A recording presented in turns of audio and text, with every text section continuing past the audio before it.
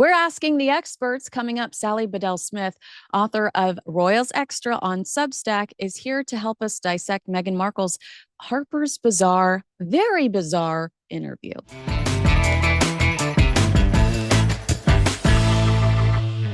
Hi, all. Kinsey Schofield here. This week on Crown and Conflict, we dive into a controversy that has everyone talking right now. Meghan Markle has been accused of cosplaying Princess Diana in her new Harper's Bazaar December issue, and the comparisons are louder than ever. But are these echoes of Diana organic or engineered? We are sitting down with celebrated royal biographer Sally Bedell Smith, author of Diana in Search of Herself, to explore what is real, what is revision, and why the insistence on Diana parallels feels increasingly manipulative.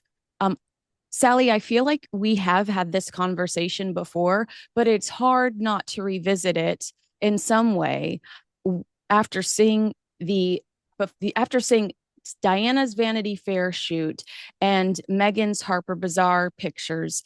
It just feels so blatant to the point of like copy and paste. Did she have a vision board of Diana photos and she was just snapped away, like completely doing all of these things intentionally? It makes my skin crawl. Well, we don't know what's in Meghan's head, Yeah. obviously, although she does tell us from time to time. But I did think that there were a number of images that were strikingly similar, particularly that one from the early 90s of Diana sitting on a floor, cross-legged, wearing a white shirt. And there was Meghan, as you say, cosplaying the same image. Um, I do think that from time to time she does try to echo Diana. But I think one of the things we need to think about is the authenticity factor. Mm. And Diana was authentic, not least because she was the daughter of the eighth Earl Spencer. Her family went back to the 17th century when they brought over King George the First to reestablish to establish the Hanover dynasty. And Diana, in some ways, always felt a little superior to the royal family. She used to say that, remember, you're a Spencer. And that gave her a certain confidence. But of course, as we all know, behind that confidence was a great deal of insecurity. Hmm. Um, and she was authentic in other ways too. Obviously, she was very vulnerable. She had a troubled childhood. Her parents had had a bitter divorce. She longed for family security, and in some ways, she sort of transmitted those vulnerabilities that were, as we would say, authentic. Um, One of the things that I always was struck by her was that she was, as Lady Annabelle Goldsmith, who I did some interviews with that I published on my Royals Extra Substack. She said she was a very vivid presence, and that she really cared for people. And at the same time, being with people who needed her was therapeutic. That was all authentic. Um, I remember a Norwegian photographer, and I remember his words very well. He said that Diana's eyes were very wandering, excuse me, they were very wondering and modest, and that people trusted her. Her father said she had a sympathetic face. So, you combine all these things together, and it all radiated authenticity. Now, Meghan obviously it couldn't be more different from Diana, really 180 from Diana. She's American, she's biracial, she's an actress, she's a trained actress. She may not have been She'd been married a, before. she'd been married before. She was sort of a B actress, but she learned how to perform from a very early age. Diana was a performer too, but not in the kind of strategic way that Meghan is. And so a lot of what Meghan does feels inauthentic. It feels much more like a performance. Mm, that's such a great point. When I was asked throughout the weekend about Meghan's tribute to Diana in the Harper's Bazaar piece, I said, and this kind of concerns me because as I'm listening to you talk, I'm like, oh, I said that I felt like, well, when someone lacks a clear sense of identity, they start to lean on imitation. And Mm. Meghan is such a polarizing figure that she must think cosplaying Diana will help her absorb some of the warmth people still feel for Princess Diana. You know, it looks like Meghan doesn't know who she is when I see a lot of these pieces, and even when I read the articles, there's no substance. I just hear her Um, regurgitating the same stories that Tom Bauer and Vanity Fair said we couldn't find any sources to prove that these were accurate. We can't prove. Hillary Clinton is not saying, yes, I received your letter and I was concerned about yeah. the soap commercial too. But the reason why I'm concerned is because you literally wrote a book called Diana in Search of Herself. Yeah. So you're saying the difference is simply authenticity, that they both might have been struggling to find out who they Yeah. were, but it was Diana's authenticity that helped her find the love that she did from the public and find the acceptance and appreciation.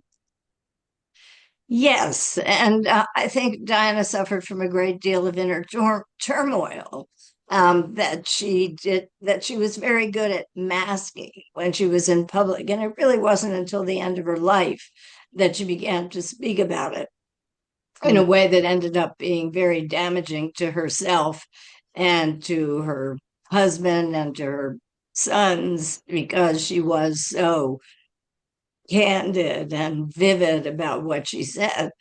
But I look at Meghan and she tries to persuade us that she is, in fact, empathetic and caring.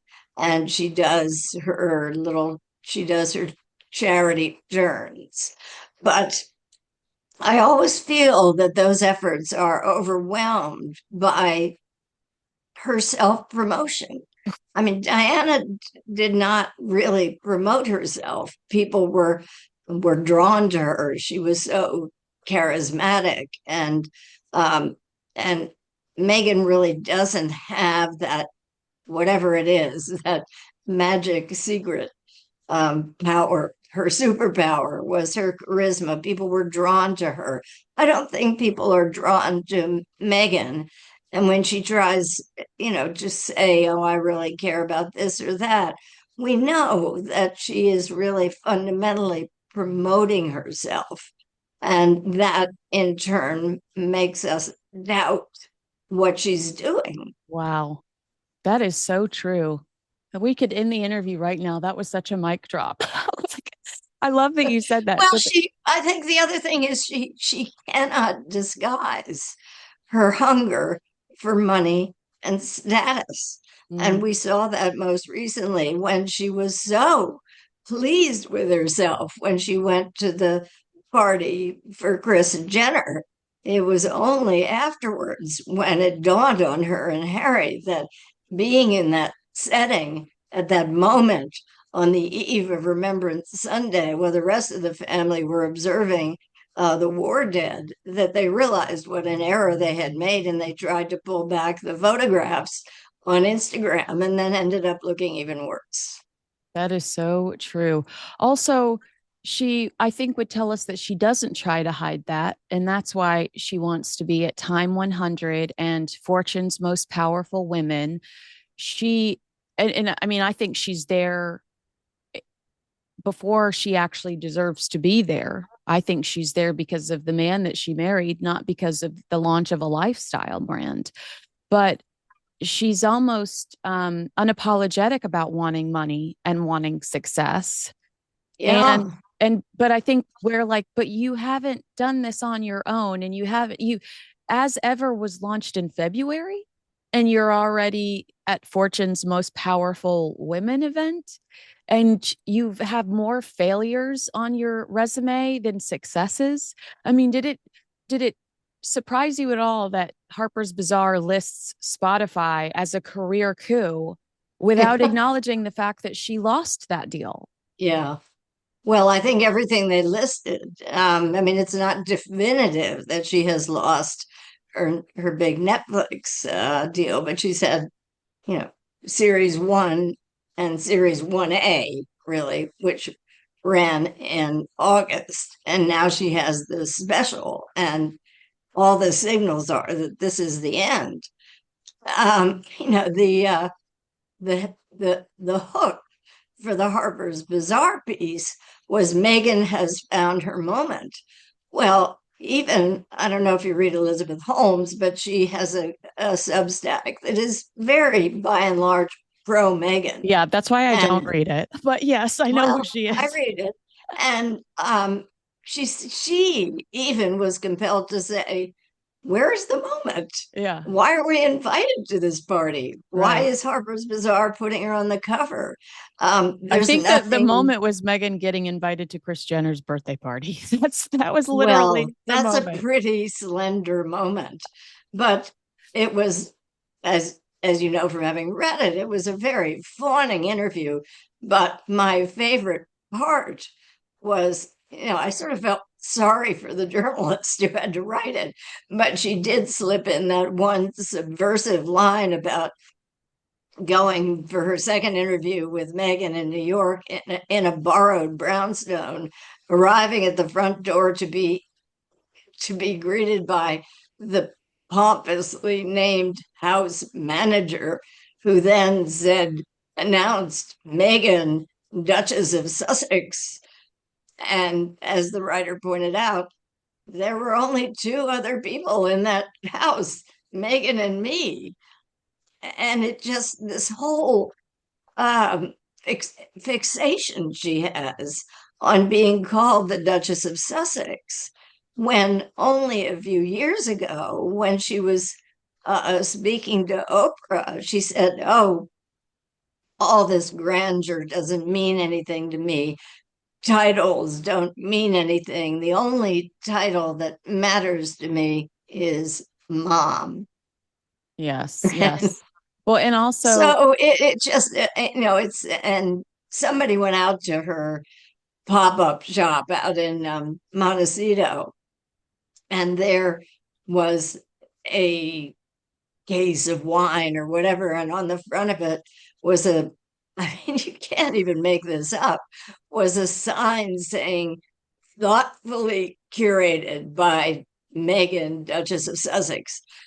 So you but Sally, continually, how does that not violate the Sandringham Agreement? How, when she does this interview with Harper's Bazaar, which is again complete self-promotion, they do mention Archwell, but they don't tell us what Archwell accomplishes. And if you yeah. look at Archwell's tax documents, it's certainly not a lot.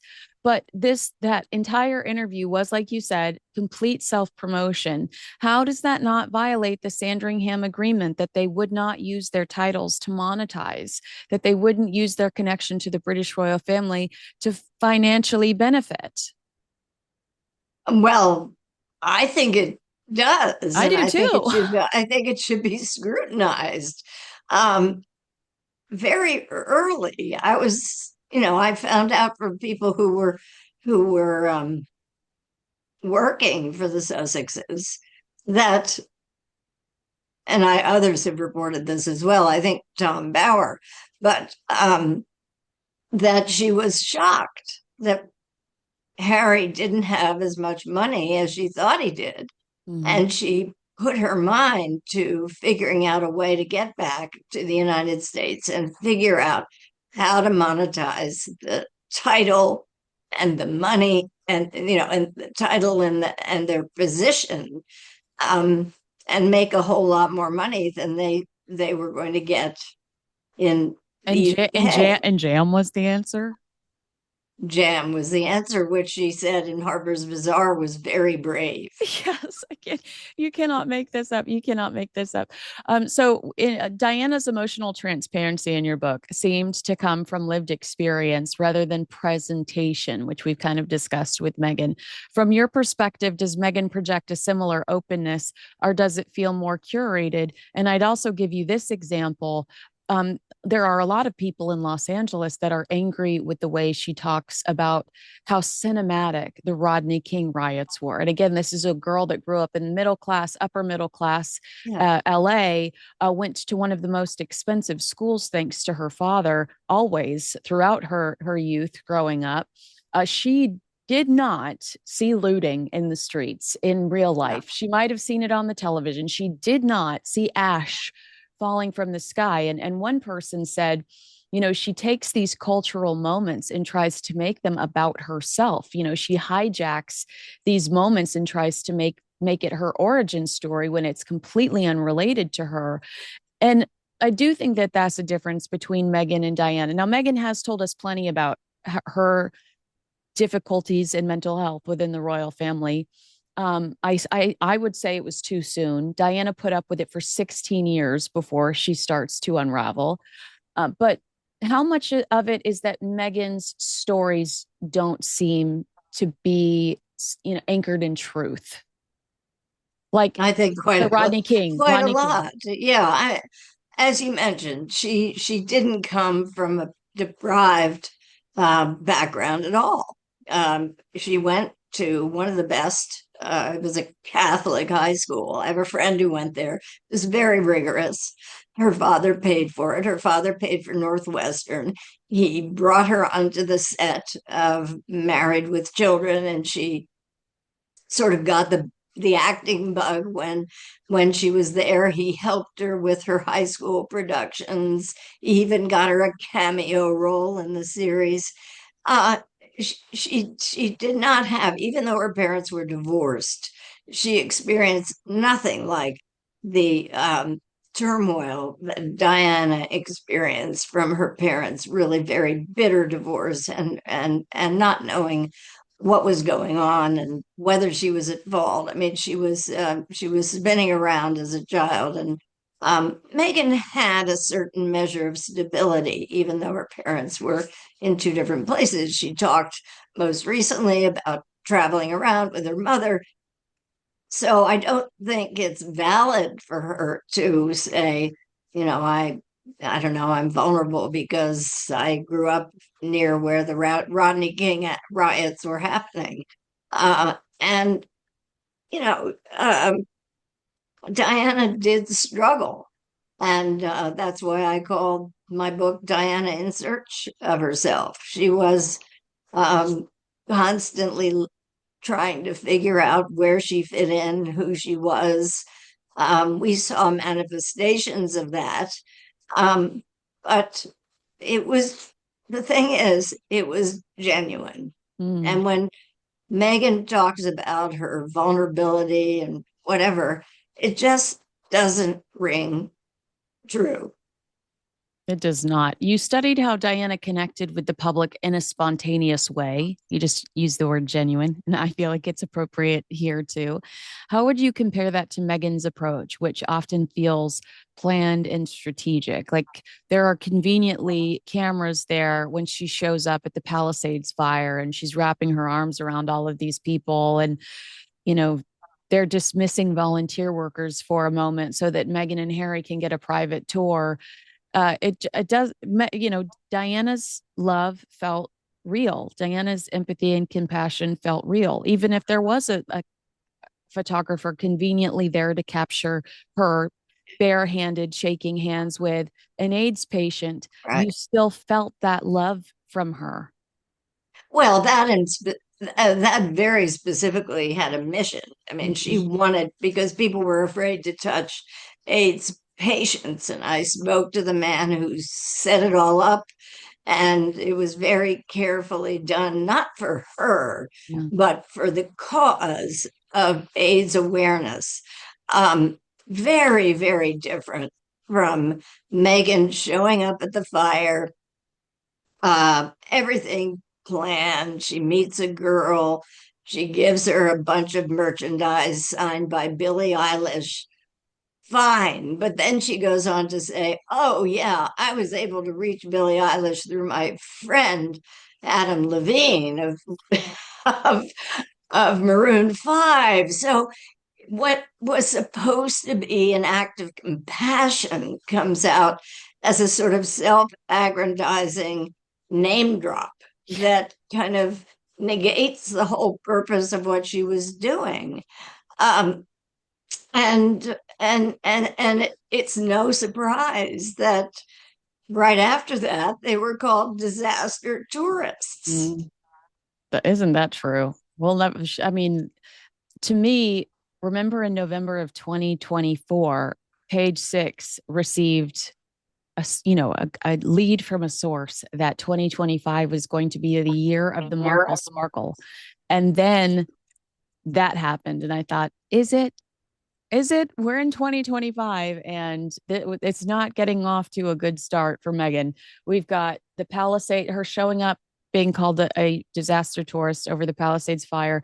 And then she tries to play off renaming as ever versus American Riviera Orchard as just this off the cuff decision that she's made based on instinct and ignores the fact that she had a nightmare when it came to attempting to trademark that. So, Yeah, disaster tourists.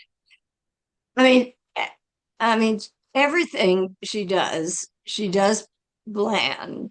From landing Harry as her husband, from coming up with a strategy for how to leave the royal family after less than 2 years, to having her interviews with Oprah and then on Netflix, with launching a business, relaunching a business, launching a podcast, relaunching a podcast, doing her with Love Meghan series. Uh, and yes, she has planned it all, but it just seems like one stumble after another. And I think, and correct me if I'm wrong, but I think there's been no evidence that she really could lay claim to the name she often applies to herself, which is founder and entrepreneur, because with that, you have to have some success. We see lots of Instagram posts of gauzy images of people lighting as ever candles or sprinkling flowers on desserts. But we have not had any hard evidence that she is actually making money doing that. And all of her appearances, with the exception of the few charitable things that she does, but certainly all of her appearances on social media are aimed at one thing, and that is to promote her business. Mm-hmm. That's not something that anybody in the royal family ever does. They do everything in service of their charities. Charles has an enormously successful series of businesses selling products out of his house at Highgrove, out of Balmoral, out of Sandringham, out of the Castle of May in Scotland. These are lines of high quality products. And guess where all the profits go? To charity. Look, he has an enormous amount of money, so he doesn't need to go out and make it. But somehow the way Meghan does it just seems Vulgar. sort of vulgar, I guess. Yeah, and she keeps making the same mistake over and over again, even though she said to the Harper's Bazaar person who asked her about making mistakes, she said, well, you just don't do it again, in a sort of airy way. Yeah. You learn from your mistakes. It's interesting because you're right. She does plan everything, and I think she is the planner. But Yeah. I do think that she does not process the different consequences that might come from these decisions, because I just don't think that they consider consequences. To touch on the founder thing, I want to ask you a question. There was a report that I disagreed with over the last few weeks that Meghan had tried to get her products in big box stores like Target or maybe, I think Target was the specific store that was mentioned, or Neiman Marcus or Nordstrom or something like that. I don't think Meghan would ever want to pursue that at this stage, because if you do, then there are records of how many units were sold. And now Yes. you've opened up the access to hundreds of people in a company that might leak your actual sales records. And I Mm, don't think she would risk doing that. I think she likes control, contained, and the way she refused to give Bloomberg any numbers on how successful she truly yeah. was. Do you agree with that? Yes, I do. And it's interesting because last March, I believe it was Ted Sarandos, the head of Netflix, when he was emphasizing, oh, yes, we're with Meghan and Harry, don't worry. And he talked about their Netflix house, which they now have in two malls, the Galleria in Dallas and King of Prussia Mall outside of Pennsylvania, outside of Philadelphia, where I used to hang out when I was a teenager. And he said at the time, again, this was last March, that he expected that there would be some kind of pop up presence for As Ever. Well, they've just announced the opening of these two Netflix houses, and guess what's not there? As Ever.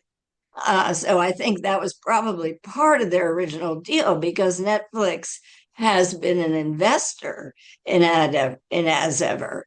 Um, so it would have been logical for it to be there, but the only shows that are represented at that place, or both of those places, are successes like Bridgerton Mm-hmm. and the Squid Games. Yeah. And there doesn't seem to be a place for that. So what Meghan has resorted to is going to her two friends, who own the Godmother's bookshop near Meghan's house in Montecito, and have a sort of pop-up display there.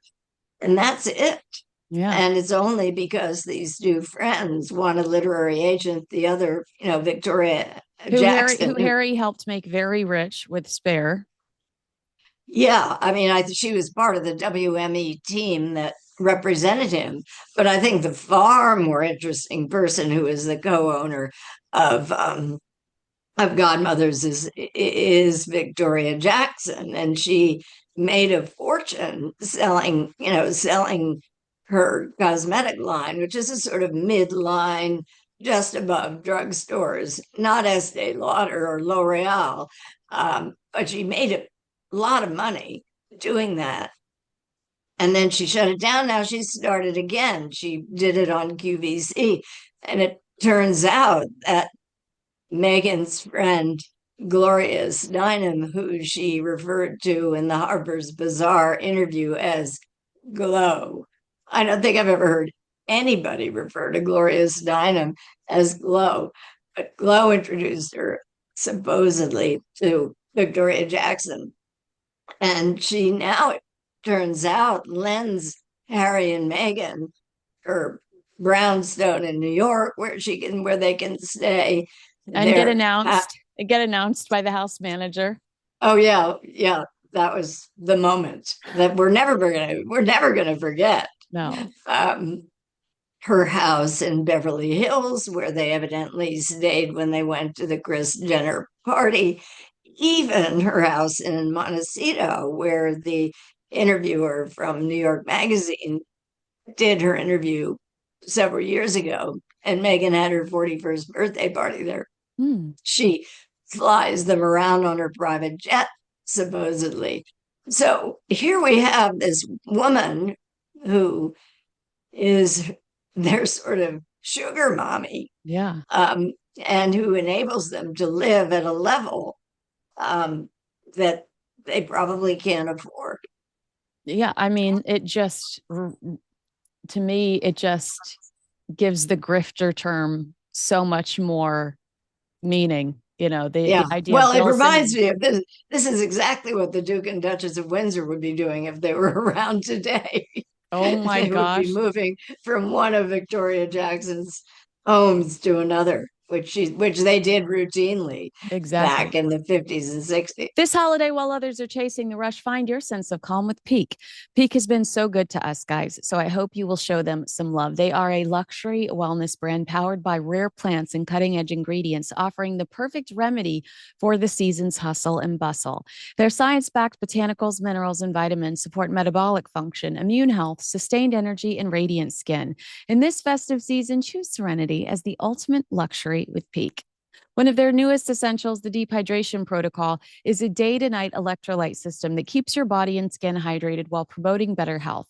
Made without sugar fillers or artificial flavors, and crafted with natural ingredients for a clean, spa like taste you can feel good about. Daily use supports hydration, glowing skin, improved sleep, and sustained energy. I personally love to start my day with BT Fountain, their beauty electrolyte. The multitasker your beauty routine has been missing. BT Fountain floods your system with hydration, leaving your skin as bright as your Christmas tree. Bonus, it keeps my energy high long after the coffee buzz fades. Feel the holiday magic and unlock your healthiest glow with the most exciting offer of the season, 20% off site wide for life, plus a complimentary exclusive holiday bundle. Go to peaklife.com/Kinsey. That's PIQUE life.com/Kinsey. This is hydration redefined. Try it and glow from the inside out. Well, to your point about the author that stopped by the pop-up, I thought that Daily Mail article was interesting because she Yeah. also says that she asked the sales associate what the biggest seller was, what the most popular item was, and the woman goes, I don't know, maybe the jam. I mean, they couldn't tell you if it's flying off the shelves. Yeah. And then I also thought it was interesting that her observation was everyone was curious and poking around and smelling, but not a lot of people. But she said nobody made a purchase of Meghan Markle's Yeah. products while she Yeah. was there. So Yeah. I think that's really interesting intel about what's going on at that pop up, conveniently located in a safe space where she knows that those two women will never release numbers as to what's Never. what's actually being sold and what's not being sold. I I love I love how Megan, well, she did this in her interview with Fortune magazine. And again, it's a sort of showy, um, showy evidence of her effort to make herself look like a really dynamic businesswoman. She was talking about, and I burst out laughing when I read it. She said, well, over and over, she talked about her learns. And a normal person would say what I learned from my experience or whatever, but she does that all the time. She flings jargon around like SKUs, which are a way Q1, SKUs or Q4. yeah. And and yeah, I mean, obviously she's had to learn all that, but does she have to flaunt it Mm-hmm. and make it seem as if she has this advanced and special knowledge of how to be a founder and an entrepreneur and a successful businesswoman? Well, we don't really know if she is or not. Right. Yeah. I think that from an early age, fake it till you make it was her motto. I mean, I think we see that Yeah. in so much of what she does, even when she was a working member of the British royal family. Uh, because, yeah, in the Harper's Bazaar, it's Lily crawling in her lap while she's working. And sometimes they're on Zoom talking about creative things, and sometimes it's P's and L's, as in pluses or losses. But a normal person reading that is not going to know what a P or an L is. You know, No. she doesn't talk like a normal person, but she doesn't No. care. It's her objective is to convince us that she's something that she's not. And so Yeah. that's all that matters to her. I did I don't know if I've asked you this before, um, but it feels like something I should ask you. Do you think Meghan understands Diana's legacy, who Diana truly was? Or is she trying to script herself into a version of Diana that may not reflect the truth that may not reflect who Diana was. Because, and actually, we've seen her in different parts of her life in the last 5 years become different parts of Diana's life. The Panorama interview mirrors the Oprah interview, the Harper's Bazaar magazine mirrors the Vanity Fair. But I wonder if Meghan has any clue who Princess Diana was really. I think she, I think her view of Diana is purely the mythology. Mm. I don't believe she understands fundamentally what drove Diana, what her character was, what her personality was, what her experience was like living inside the royal family. I think she just operates completely on the surface and she emulates what she sees as opposed to what she understands. Countdown to Meghan in a revenge dress. Okay. The like identical. I just feel like it's going to happen one day. Having written extensively about But Diana's, what would be the circumstances of the revenge dress? well, I have That my we have to. theories. I have my theories. Having written extensively about Diana's internal world, what do you make of Meghan's frequent narrative about being a victim of the institution? Does it align with the dynamics Diana really faced? Because you have said to me before, no matter how difficult it was for Diana, her ultimate goal was a King William reign. So she wanted to protect the institution long enough for her son to become king. And you don't see that with Harry and Meghan. No, I mean, obviously, Diana had a great deal of trouble within the institution, not least because she made a sort of their marriage was a misalliance and it caused a great deal of heartache on both sides. And I the first to say I'm not going to assign blame. And her emotional turmoil, her tendency to go beyond the boundaries, um, all of that made life difficult for her. I don't think she was, I mean, I think she was partially a victim, but I do think there were people within the royal family who did genuinely try to help her, including Charles, Yes. who in the autumn of 1981 took her to London, wanted her to see a psychotherapist. She rejected him, and then, ironically, Charles ended up seeing him, Dr. Alan McGlashan, for 14 years while their marriage was falling apart. Oh. It's not, he believed. I talked to therapists in the UK. He was not anybody who put his head in the sand. He understood about mental health and emotional problems. But, you know, Meghan was fundamentally mistrustful of people who were trying to help her. And that was part of her paranoia that got her in trouble, Do obviously, you think with. Harry's partially to blame for that? Do you think Harry was like, I don't trust them? Harry was saying, oh, this person Well, did me yeah, wrong. I mean, I think there's a lot of Diana in Harry, um, particularly in that aspect. But getting back to, well, was Meghan a victim of the royal family? I do not buy that at all. I learned probably far too early that she was turning the royal family upside down. She was passive aggressive. She was manipulative. She upset a lot of people who were working for her. And that moment that she mentioned in the Oprah interview in March of 2021, when she said, nobody was there to help me when I was feeling suicidal and depressed. I know from people inside the inside the palace, as well as a psychotherapist, a very highly regarded psychotherapist. I called after she said that, and that person said to me, they tried to get her help. Mm-hmm. He said, I just was dumbfounded when I when I heard that, and it was corroborated by somebody inside Buckingham Palace who said that that moment when she claimed she wasn't getting help, that is when she went to the HR department, made a complaint so she could get her version on the record. Right.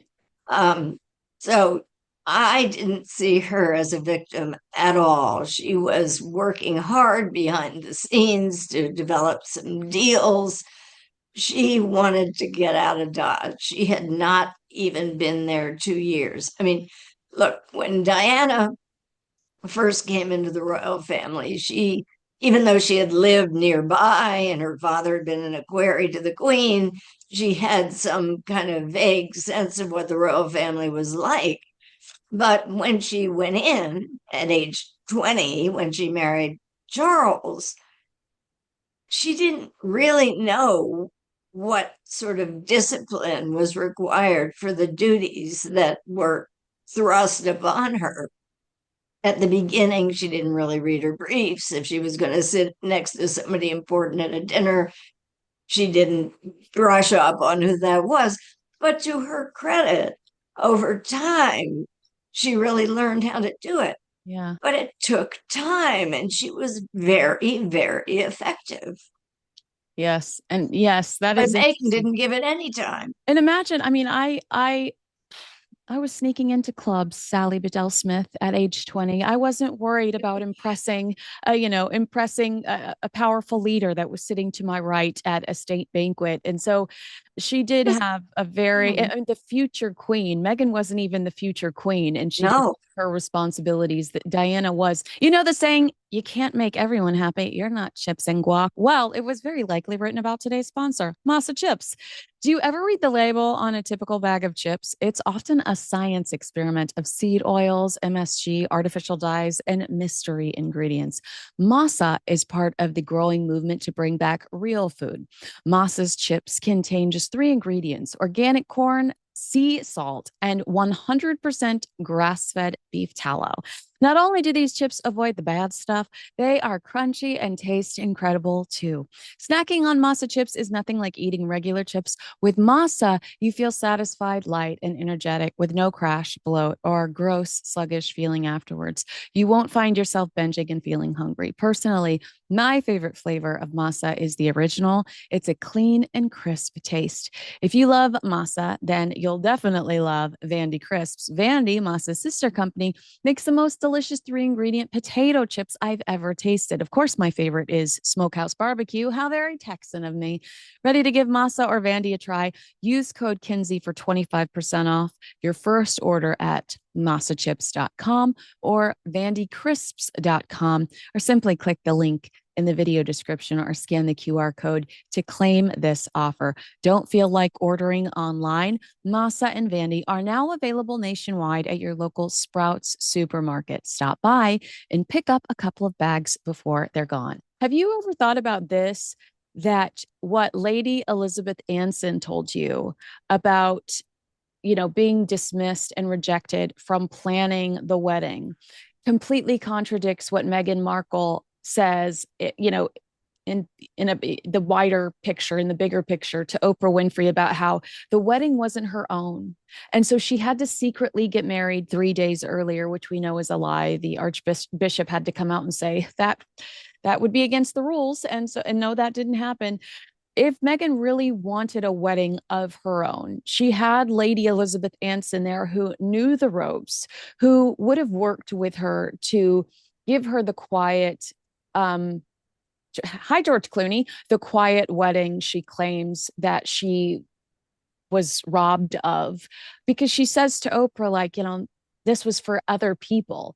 Well, if you truly wanted a partner, you had Lady Elizabeth Anson there who was so friendly with the Queen that she would have been your champion. She would have gone to the Queen and said, can we tone this down? We don't want to do this. We don't want to do that. The fact that Meghan says that to Oprah Winfrey is just completely insincere. yes. I knew her very well, Lady Elizabeth Anson, and I did write about her in Royals Extra. And it created a bit of a stir that I didn't quite anticipate. But she spoke truth. And I was talking to her in the months before the wedding. And she was telling me that the Queen was apprehensive. And as these weren't the Queen's words, they were Lady Elizabeth's, but that they felt that Meghan had engineered this. I mean, that's pretty profound if that's in fact. But the Queen was, she could see things, she could see through people. She'd been around the track a few times, and so had Lady Elizabeth. She'd been planning parties for 50 years, most of them not for the royal family. She'd done weddings, she'd done parties, she'd done birthdays. Believe me, I knew her well enough, and I had seen her in action actually. And I knew how good she was and how really silly it was of Meghan to reject her. And I think, I think Lady Elizabeth was wounded by that. She went on to do, as she called her, Eugenie's wedding in the autumn. And at one point, she said to the Queen, "This will be your family wedding and the one that you can focus on." All that being said, despite the misgivings that the Queen felt and how cross she became with Harry when he tried to boss her around, that is, the Queen, nevertheless, she gave them those titles. And after they were married, she gave them really invaluable charities playing to their strengths. She gave Meghan the National Theater, for heaven's sake. She gave them both positions in various Commonwealth organizations where they could have been her ambassador around the world. I mean, when I think of the life that they left behind, that would have been so fulfilling, would have given them so much purpose. They would have had plenty of money from the income that Charles was providing. They had a perfectly wonderful house.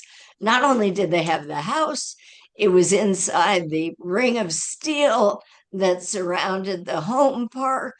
Which is probably one of the most beautiful private parks anywhere. They would have been secure. They would have had privacy. They would have had the opportunity for their children to get to know their cousins. But that presupposed that probably that Meghan had a personality transplant. Yeah. Yeah. I mean, that's the most insane thing. Wait, did you ever hear that Meghan actually she requested to live inside Windsor Castle? I did not. Oh, I But did. I think it was Katie Nichol that reported that. And I was like, I can see that. I can see the audacity of that. And that makes me even more hostile that she feels. Well, there were reports that she was jealous that Catherine and William lived in Kensington Palace. So I could see right. her wanting to live in a palace because they lived in a palace, not realizing how blessed she was to have that life at Frogmore. But wow, it is insane to think about what could Yeah. have been, especially during 2024 when they could have been such an asset to the family and really had their time to shine. But Meghan would rather be at Kris Jenner's 70th birthday party and her face's 7-month birthday party, since she does have a new face. Well, that brings up the whole role of celebrity. And I think, based on what so many people told me, Diana sort of felt trapped by her celebrity. It made her miserable, actually. Wow. Um, she, hated what was written about her in the tabloids because it was often untrue. And yet she felt compelled to fight back against it, which made her even more emotionally unstable. But it was not something that she welcomed. It was something that just happened because of who she was. Meghan, on the other hand, revels in her celebrity. I think a very revealing moment came when she walked into the Balenciaga show in Paris. I mean, I wouldn't even say walk.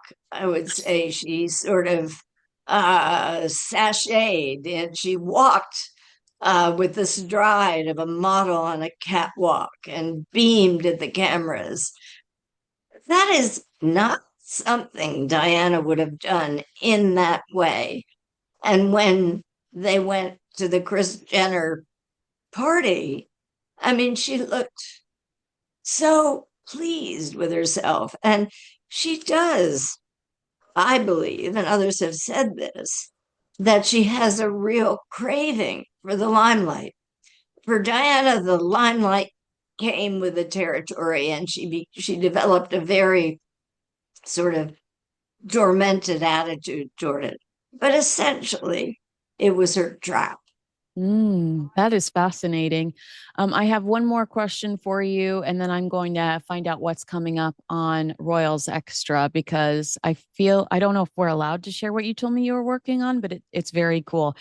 Before we transition to that, um, many people feel that Meghan leans heavily into Diana parallels to elevate her own image. Based on your knowledge of Diana's character, would the strategy align with Diana's values or would it contradict them? Would she hate the fact that Meghan uses her to elevate herself? Oh, I think she would. Yeah. Um, I think Diana, for all the confusion that she had about herself sometimes, and what Annabelle Goldsmith said to me, that she could be very self-destructive. She could listen to people who were going to serve her badly. Um, Meghan doesn't understand any of that fundamentally. Um, and so, yeah, I mean, she doesn't understand her legacy. She doesn't understand what Diana really meant. And I think what she does is she just looks at what she thinks is Diana's mythology and tries to appropriate it. Oh my gosh, that's so true. Can we talk about what you've got coming up on Royals Extra? You're diving into the behind the scenes of the panorama interview, and Yes, yeah, you've got some exciting thoughts on that. I do. I have to read the book. I'm getting it tomorrow, Oh, but I have some interesting uh, I have some interesting information to share about what I knew in 1998 based on interviews I did. Obviously it was too late because Diana had died, but I find the whole episode of 25 years of covering up what how Martin Bashir deceived her and her brother Charles Spencer to be so appalling. And I really believe that the leaders of the BBC need to be called to account because, as Andy Webb points out, had and they knew in 1996 some, not all, of what how Martin Bashir had deceived her. And had Diana known then, I think her life he would could have be turned out, alive. yeah, probably. Yeah, because she would have known what he was and what he did to manipulate her. And there are things about that I know that I'm going to share. Oh, I can't wait to read that. There's a strange reckoning happening with the BBC right now. Does that surprise you at all? They've recently had to apologize to the Princess of Wales, Catherine, for referring to her as Kate Middleton, which you and I here in the States see every People magazine, every Us Yeah, Weekly. Everybody keeps calling her Kate Middleton. So it was interesting to me that the BBC actually apologized for that, knowing that there are other people so blatantly guilty of it. yeah, It's strange to see them being held accountable. And as you pointed out, especially 25 years after the fact in this case.